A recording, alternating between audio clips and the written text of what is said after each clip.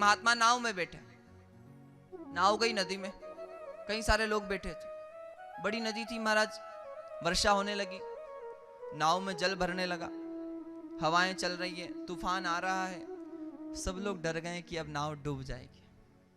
महात्मा के पास था कमंडल, महात्मा ने उस कमंडल में जल भरा नदी से और नाव में भरने लगे। क्या करने लगे? करना क्या था कि नाव का जल खाली करना था, पर ये उल्टा कर रहे हैं और भर रहे हैं महाराज। कुछ लोग कह रहे हैं अगर नहीं डूबेंगे तो ये महात्मा डुबा देगा। तो किसी ने कहा कि इन महात्मा को उठाकर नदी में, तो किसी बुजुर्ग ने कहा नहीं नहीं, न जाने किस पाप से नाव डूब रही है, अगर महात्मा को नदी में फेंक दिया तो नाव पक्का डूब जाएगी। अब थोड़ी देर हुई, किसी ने कुछ नहीं किया, बस महात्मा को देखते रहे लोग, किसी ने नहीं रोका।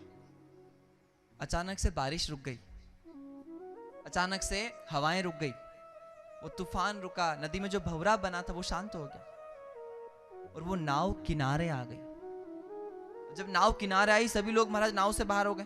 अब जो महात्मा थे, वो महात्मा उस कमंडल का जो जल, महाराज कमंडल है, उस नाव में से जल भर रहे हैं और नदी में खाली कर रहे हैं। किसी व्यक्ति ने कहा गजब के महात्मा हो आप, बड़े विचित्र हो। जहां नाव डूब रही थी वहां नाव खाली करना था, और जहां नाव अब किनारे आ गई है, नहीं डूबेगी, अब नाव में से जल खाली कर रहे हैं।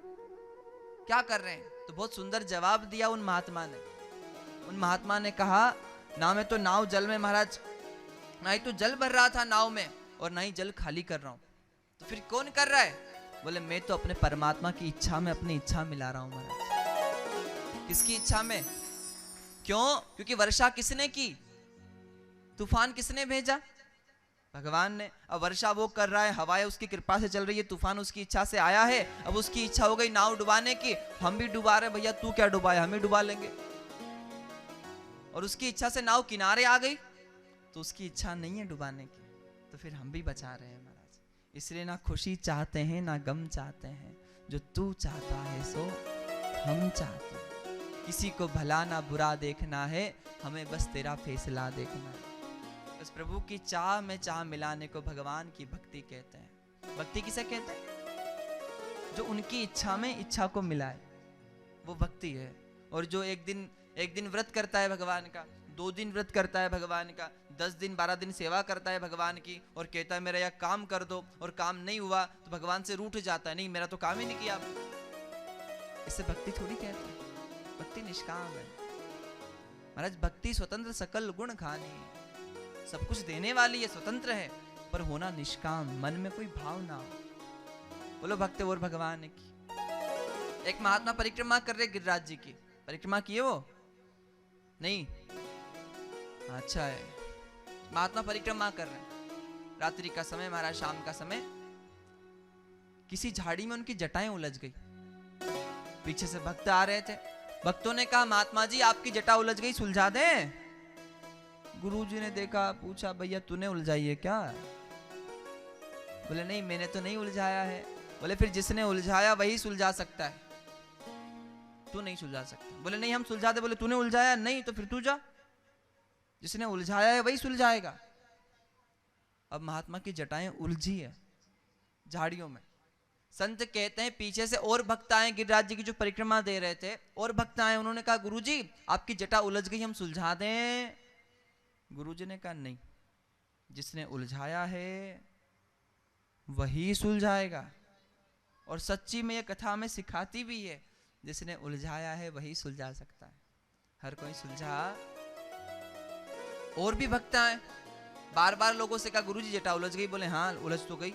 बोले आप कहो तो हम सुलझा दें। बोले तूने उलझाया? बोले नहीं, बस वही सुलझाएगा जिसने उलझाया। रात हो गई महाराज, और रात्रि में सब लोग सुनसान, ये खड़ा है कि नहीं मेरे भगवान आएंगे मुझे सुलझाएंगे। और मध्य रात्रि के समय 4 भुजानाथ भगवान श्री ठाकुर जी उस भक्त के सामने प्रकट हुए महाराज, और भगवान कह रहे हैं गुरुजी महात्मा जी हम सुलझा दें। महात्मा ने वही कहा तूने उलझाया? बोले हाँ मैंने उलझाया। तो कौन है? बोले मैं वही देवकी नंदन हूं, मैं वसुदेव का वही पुत्र हूं, मैं कृष्ण हूं। और जैसे ही कहा तो बाबा ने कहा मैं कैसे मान लूं कि आप कृष्ण हो, कैसे मानूं? भगवान ने कहा भैया अब कैसे मैं आपको बताऊं कि मैं कृष्ण हूं, कैसे मानोगे आप?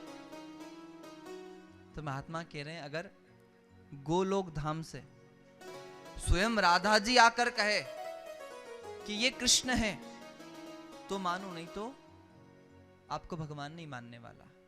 भगवान ने कहा क्या करें?